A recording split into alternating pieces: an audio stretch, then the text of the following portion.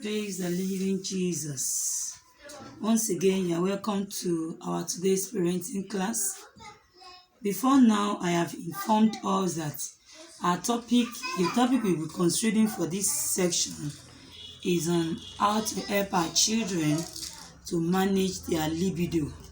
Today, I will be explaining to us what libido is, then how we can also help them to handle their libido. Because if it is not well managed, well handled, it can make or mar you. Now, there is a need for us to understand what libido is. From all our research, we have been able to conclude that libido is a sexual feeling.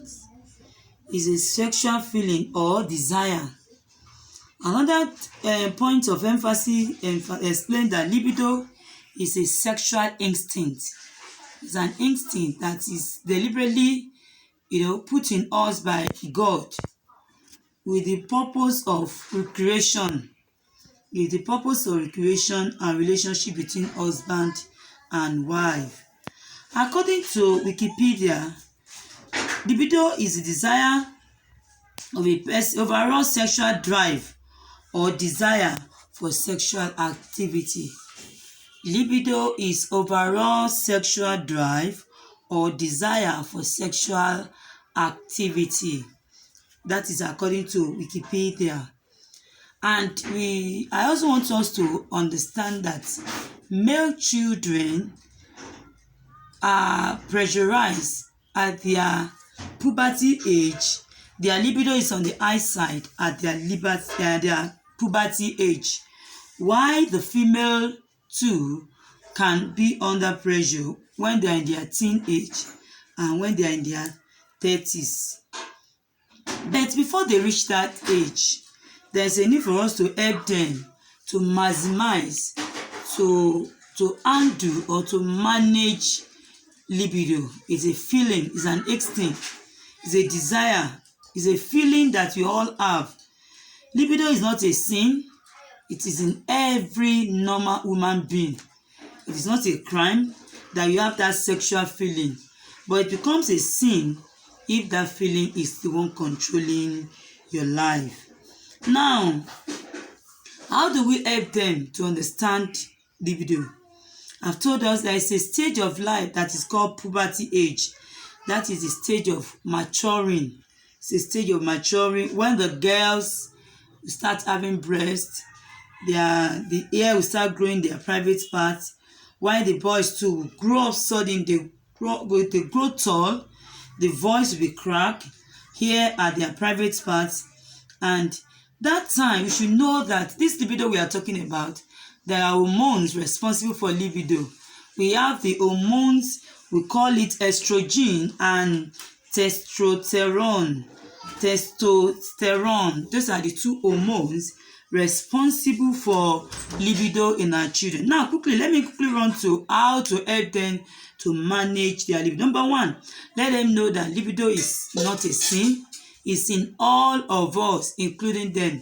Secondly, let them know that they are also a product of libido because God deliberately put it in us so that we can produce another human being.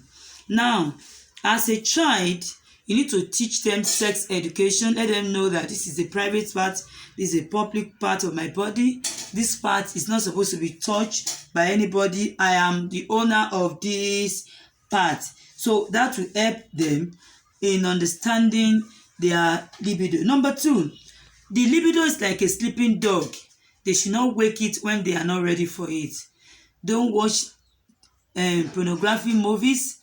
Don't read novels that will instigate that feeling in you. Very, very key. Let them know that there are passages to our hearts, there are passages to this sex drive that we have. Our eyes, our ear, what we hear and what we see, and how we feel will instigate that libido. If you are seeing wrong things, if you are looking at pornographic picture, if you are downloading nude picture, sexual film, and all those things can instigate their libido. Now, there is another way of managing our libido. We call it problem solving skill. Problem solving skill. Let them recognize that there's a feeling in them called libido, and the libido is okay. If they feel urge, if they feel I am a woman, I am a man, it is not a sin. But when that feeling becomes the one controlling them, then it becomes a problem. Now, let them know that abstinence is a key, is a behavior expected from a growing up person. You abstain from anything called sex until you are married. Number 2 rule is that you should set boundaries. Look at the kind of friends they go out with, what are the things they watch. And the last one is that we should always let them know that there are things you keep saying, like saying that I am not going to have sex until I'm married, like saying that abstinence is a behavior from God. Abstinence is key. So when your children are saying things like that, let them know that they need to keep confessing it. The more they confess, the more they have the ability to abstain from anything called sex before marriage. Let us not forget, this is just a tip of the iceberg. I hope to see you next week by the special grace of God. God bless you. The Lord will help us to take care of our children in Jesus' name. Bye.